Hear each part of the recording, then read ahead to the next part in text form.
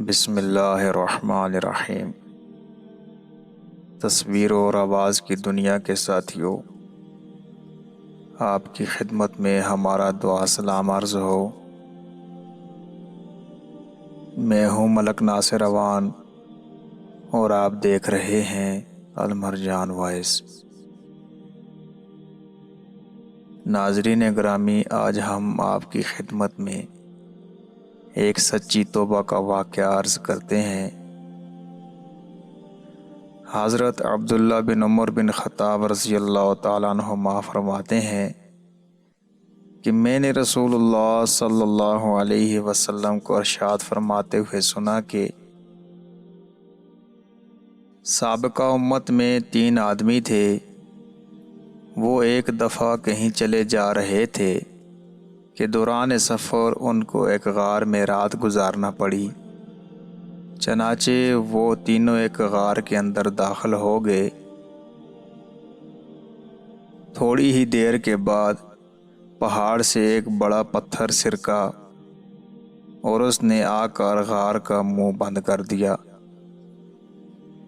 سب کہنے لگے کہ اس پتھر سے نجات اور خلاصی کی یہی صورت ہے کہ ہر آدمی اپنے نیک اعمال کا اللہ تعالیٰ کے سامنے وسیلہ پیش کر کے دعا کرے۔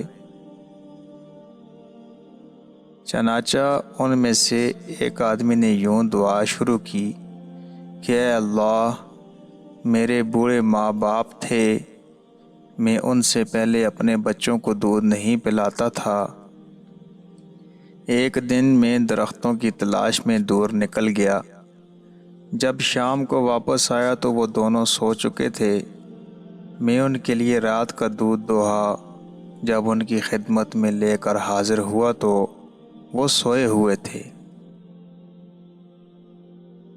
میں نے ان کو جگانا پسند نہیں کیا اور مجھے یہ بات بھی اچھی نہ لگی کہ ان سے پہلے اپنے بچوں کو دودھ پلاؤں۔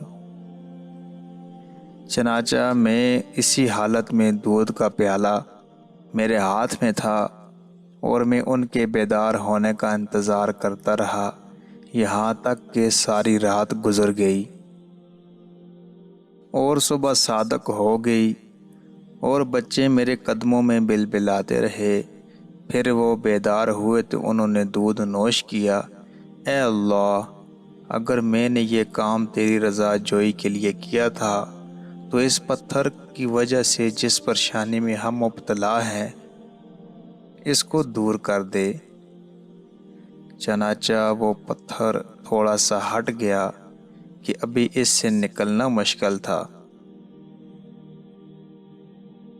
پھر دوسرے آدمی نے یوں دعا کی کہ اے اللہ، میری ایک چچا زاد بہن تھی، وہ مجھے بہت پسند تھی۔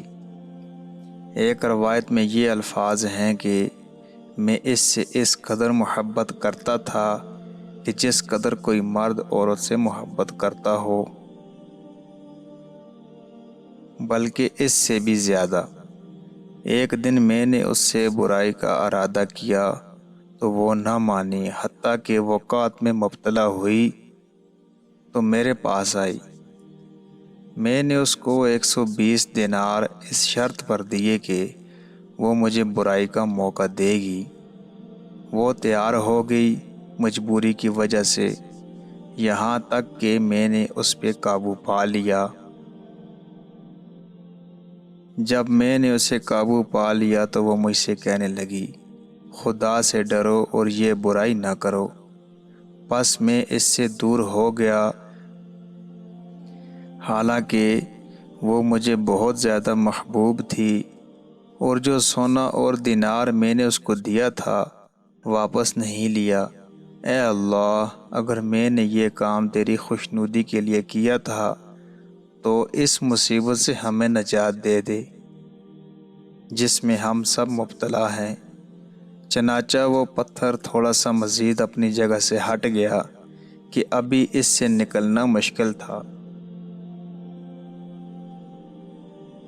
پھر تیسرے آدمی نے دعا کی کہ اے اللہ، میں نے چند مزدور اجرت پر رکھے تھے، ایک آدمی کے سوا سب کی مزدوری میں نے ادا کر دی۔ وہ آدمی جس کی مزدوری میں نے ادا نہیں کی تھی وہ اپنی مزدوری چھوڑ کر چلا گیا تھا۔ میں نے اس کی اجرت کو بڑھایا یہاں تک کہ اس سے اموال کثیرہ ہو گئے۔ پھر ایک عرصہ کے بعد وہ آیا اور اس نے کہا کہ اے اللہ کے بندے، میری اجرت مجھے دے دو۔ میں نے کہا یہ اونٹ، گائے، بکریاں اور غلام وغیرہ جو تجھے نظر آ رہے ہیں یہ سب تیری ہی اجرت ہیں۔ اس نے کہا اے اللہ کے بندے، میرے ساتھ مزاح نہ کر۔ میں نے کہا میں تیرے ساتھ مزاح نہیں کر رہا۔ چنانچہ اس نے وہ سارا مال لیا اور سارے جانور ہانک کر لے گیا، کوئی چیز نہیں چھوڑی۔ اے اللہ، اگر میں نے یہ کام تیری رضا حاصل کرنے کے لیے کیا تھا تو ہمیں اس مصیبت سے چھٹکارا عطا فرما دے جس میں ہم سبھی مبتلا ہیں۔ چنانچہ وہ پتھر دور ہو گیا اور وہ تینوں اس غار سے نکل کر آگے کو روانہ ہو گئے۔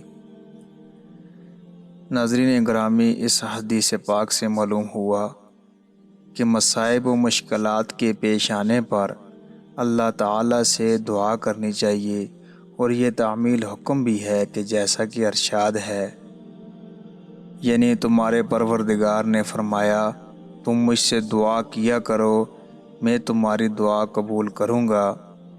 نیک اعمال کو وسیلہ میں پیش کرنا جائز ہے۔ کرب و بلا سے نجات حاصل کرنے میں بندہ کے تقوی کو بڑا دخل ہوتا ہے۔ جو شخص تقوی اختیار کرتا ہے، اللہ تعالیٰ سے ڈرتا ہے، اللہ تعالیٰ مصائب سے نکلنے کا کوئی نہ کوئی راہ نکال دیتے ہیں۔